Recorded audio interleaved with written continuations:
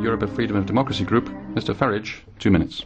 Well, Mr Barroso, I enjoyed your view of the world today, but it was perhaps rather more ironic than you had intended. You talked about the events in Egypt and elsewhere, saying, isn't it wonderful that people are rising up seeking democracy? I would remind you that democracy is a method whereby you vote for people who govern you, and then if you don't like what they do, you can get rid of them, turf them out and put somebody else in. But it was ironic because then your next sentence was, and that is why in Europe, facing the euro crisis, we must reinforce the community method. Now, for the public watching in on this, which increasingly they do, the community method means that laws are proposed in secret by unelected bureaucrats, people like you. Oh yes, I know, the European Parliament voted for you, but you were the only candidate that was offered to us. That isn't democracy. So you are saying on the one hand democracy is good, but on the other, in Europe we cannot have it, and that was reinforced. Mr Verhofstadt, who comes from Belgium, who thinks all nation states should be abolished, well perhaps his own will be very shortly, is saying we want an economic union. Nobody has voted for it. Nobody has been asked whether they want it. You may vote for it, but the peoples of Europe have not voted for it. Now what you should be discussing at your summit on Friday is Portugal, because after the bailouts in Greece and Ireland, it is pretty obvious the markets are sending you all a message. Come in, number 3, your time is up. Portuguese bond yields on Monday hit 7.6%. You know that yourself. It was only at 7%, of course, when it got there that Ireland had to be bailed out. We have also got, in April, a massive rollover of Portuguese debt, another 20 billion that has to be rolled over. Remind ourselves, in the last 6 months, 80% of Portuguese debt was brought up, purchased by the European Central Bank. We cannot go on, as a European Union, buying our own debt. If we do, the next debt crisis will not be a country, but it will be a debt crisis of the European Central Bank itself. Herzlichen Dank. Thank you, Mr Farage. There's a question to you from Martin Schulz. Would you admit that question? Yes, go ahead, Mr Schulz. Thank you. Herr Schulz, bitte sehr.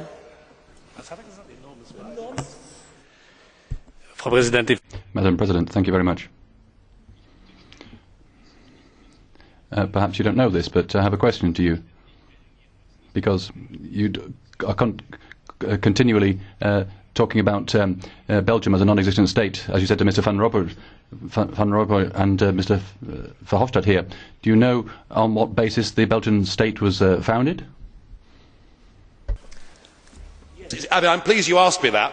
The difficulty is when you form an artificial state that has within it more than one language group, which is clearly the case in Belgium, and you may for a period of time be able to hold it together, but whether it is Belgium, whether it is Yugoslavia or whether it is the European Union, if you have entirely different languages and cultures, it will not hold together. And the reason you are so upset about Belgium, and Mr Van Rompuy got terribly upset about it and Mr Verhofstadt never likes it, isn't the truth, Mr Schulz, that Belgium is a microcosm for the whole European project?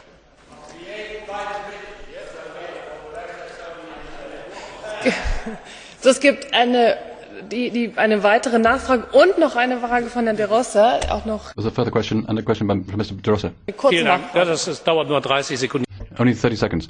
I note the representative of a party called United Kingdom Independence Party doesn't know that the Belgian kingdom was set up on the proposal of the United Kingdom. Thank you very much. So, ich glaube, es war. Thank you very much. Well, I don't think that was a question really, so I think we can move on to the next blue card question, if you would admit that, Mr Farage. And then we'll carry on with our speakers list. Mr de Rossa, go ahead. Microphone. I hope Mr Farage is not offended by a question from a citizen of the Irish Republic. Could I ask him what is the basis of the United Kingdom? I understand it consists of the nations of the English, the Scottish, the Welsh and the Northern Irish. Is this not a union of nations? A very proud one, I might add. So, Herr Farage, bitte sehr. Go ahead, sir. By the way, Mr Schulz, you're quite right.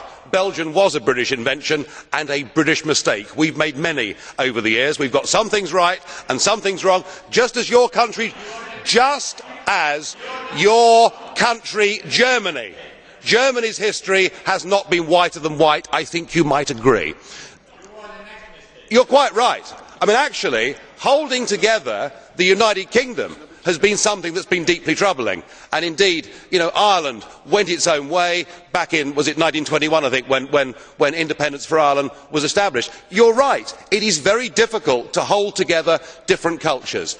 I do think that the union of England, Scotland, Wales and Northern Ireland at the moment works because it has consent. If it didn't have consent, then there would be popular calls for referendums and those nations would be able to break away. But my point to you, sir, is that in this European Union, nobody is being given that opportunity. Herzlichen Dank. Thank you very much.